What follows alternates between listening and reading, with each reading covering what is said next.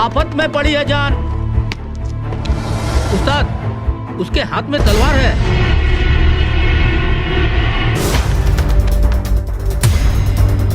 तलवार का मुकाबला पाइप से।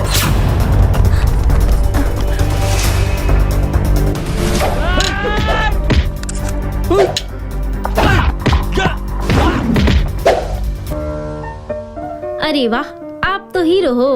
हीरो मैं नहीं, ग्लाइको पाइप है। अरे बॉस का कॉल। हेलो, आज का हेडलाइन क्या है? आज का हेडलाइन तो ग्लाइको पाइप है सर। ग्लाइको पाइप, हम चुकाते हैं एक एक बूंद की कीमत। नमस्कार, मैं हूं अशोक कुमार। मुखर संवाद के इस खास कार्यक्रम में हम आपको एक नई चीज़ दिखाना चाहते हैं और इस तरह से नई चीज़ ये है कि नेता किस तरह से वोट पाने के लिए कुछ भी कह देते हैं और जब उन्हें वास्तविकता का एहसास होता है तो वो अपने वादों से मुकर जाते हैं। हम बात कर रहे हैं झारखंड में स्वच्छ भारत मिशन के तहत 500 से अधिक अनुबंध पर काम करने वाले कर्मचारियों के साथ हुई घटना के लिए। इस घटना का जिक्र हम इसलिए कर रहे हैं कि पिछले 38 दिनों से अनुबंध कर्मचारी जो स्वच्छ भारत मिशन के तहत काम कर रहे हैं वो राजभवन के समक्ष धरना प्रदर्शन कर रहे हैं अपने अनुबंध को लेकर, अनुबंध में नौकरी पाने को लेकर। राज्य में रोजगार वर्ष मनाने का ऐलान किया गया है, लेकिन इन अनुबंध कर्मियों को जो पिछले 38 दिनों से राजभवन के समक्ष धरना दे रहे हैं, इनकी सुध लेने वाला कोई नहीं है। नेता किस तरह से अपने बातों से पलट जाते हैं, इसकी वानगी मुख्यमंत्री हेमंत सोरेन खुद प्रस्तुत कर रहे हैं। 2019 का वो वर्ष है जब एसबीएम और सहित अन्य जो अनुबंध पर कर्मचारी कार्यरत हैं राज्य सरकार में, उन्होंने एक सभा बुलाई थी, एक मीटिंग बुलाई थी। उस मीटिंग में खुद मुख्यमंत्री, जो अभी मुख्यमंत्री हैं, उस समय विपक्ष के नेता हुआ करते थे, वो क्या कह रहे हैं ये आप सुनिए और आप उनकी वादों को किस तरह से जनता के समक्ष वो करते हैं, इस पर गौर कीजिए। तो देखिए ये वीडियो और खुद ही फैसला कीजिए। का मौका मिलेगा तो आपके 60 साल का जो गारंटी है वो भी हम देने का काम करें। आपके अस्थायीकरण करने का भी दिशा में हम आगे बढ़ेंगे। कोई भी असुरक्षा का भाव ना उत्पन्न हो और समान काम समान वेतन का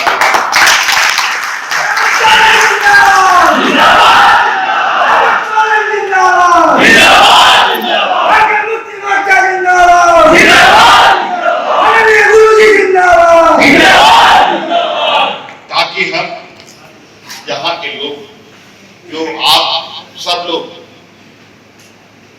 और हम इस बात मेरे पास है, मैं कई चीजें सोच रखा है, मैं समय का इंतजार कर। मैंने कल 4 जिलों में 4 राजधानी का भी मैंने घोषणा किया कि इस राज्य में 4 राजधानी होगा। एक तो पहले से दुमका है, चाईबासा एक हम लोग बनाने का हम लोगों ने संकल्प किया है,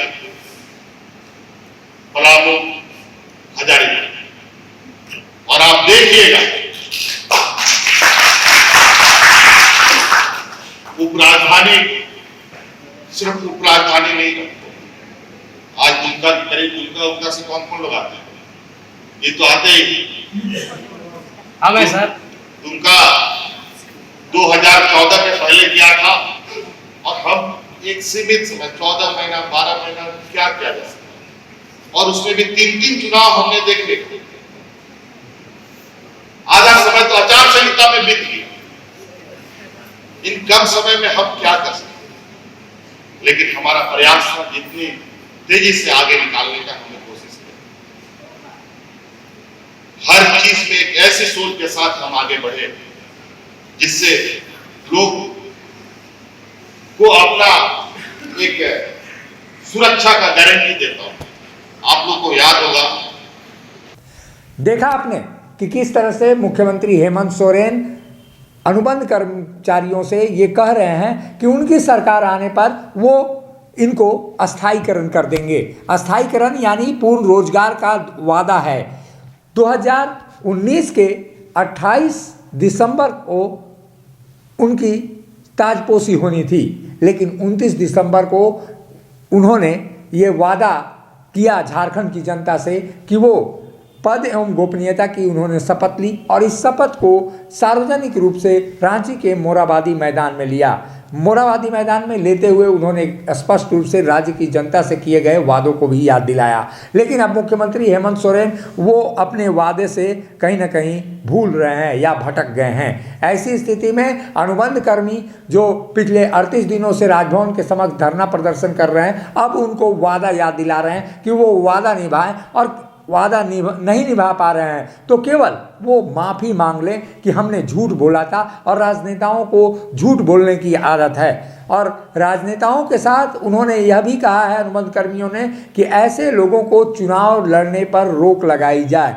आप भी सुनिए कि किस तरह से अनुबंध कर्मी मुख्यमंत्री हेमंत सोरेन को क्या कुछ कह रहे हैं और किस तरह से एक तरह से तंज कस रहे हैं। कौन आदमी है, पहचानिए इसको। हम झूठ बोल रहे हैं क्या? क्या बोले थे? ये स्थायीकरण का काम करेंगे। अब नौकरी में हटाने पे तुल गए हैं। 8,000 की नौकरी पे आफत किए हुए हैं ये आदमी। बताइए ना, ये एडिट किया हुआ वीडियो लग रहा है क्या आपको? एडिट किया हुआ वीडियो लग रहा है। संविदा संवाद में हम लोग ऑर्गेनाइज करवाए थे, 4-5 ऑर्गेनाइजेशन मिल करके, और अलग अलग अनुबंध कर्मी लोग थे। इसमें इन्होंने बड़ा कैटेगरिकली कहा था कि सत्ता यदि इनको मिलेगा तो हम आपको स्थायीकरण और 60 साल का सेवा देंगे। और सत्ता के सिंहासन में बैठे हुए हैं राज्य के युवा, आज 39 दिनों से यहाँ पर बैठे हुए हैं। कहाँ छुप के बैठे हैं आप? आपको तो निकल करके आना चाहिए, अभी बोलना चाहिए। समान कार्य के लिए समान वेतन। कितना वेतन मिलता है सोशल मोबिलाइजर को जी? 8,000 में तो राजमिस्त्री नहीं मिलता है। वो कहाँ हैं आप? वोट लेने के लिए सिर्फ ये सब बात किए थे। आज तो निकल करके आना चाहिए आपको।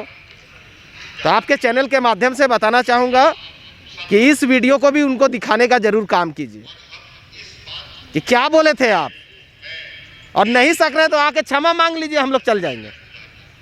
माफ़ी मांग लीजिए हम लोगों से कि जो बोले थे वो गलत बोले थे, हम लोग उसी में धरना प्रदर्शन खत्म कर लेंगे। आप आइए और माफ़ी मांग लीजिए एक बार।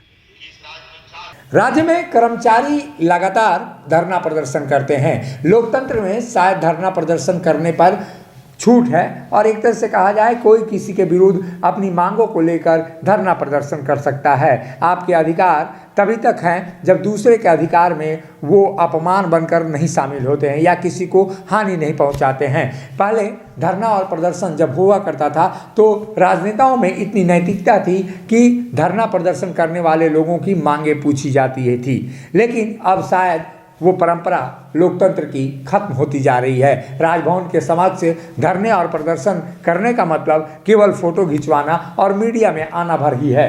राजनेताओं को इससे कोई फर्क नहीं पड़ता है। जो सत्ताधारी दल के नेता हैं उनको कोई फर्क नहीं पड़ता है, और फर्क नहीं पड़ता है इसी की बानगी है कि लगभग 38 दिनों से स्वच्छ भारत मिशन के जो अनुबंध कर्मी हैं वो अपनी अनुबंध को बढ़ाने के लिए लगातार धरना और प्रदर्शन कर रहे हैं इस ठंड के मौसम में भी। तो ऐसे में आप खुद ही अंदाज़ा लगाइए कि नेताओं की नैतिकता कहाँ गई है। इस समय के लिए बस इतना ही। मुझे दीजिए इजाज़त। नमस्कार।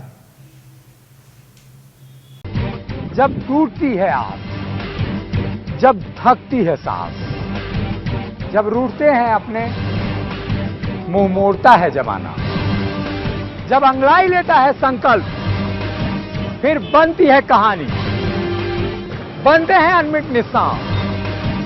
देखिए मेरे साथ संघर्ष की दास्तान।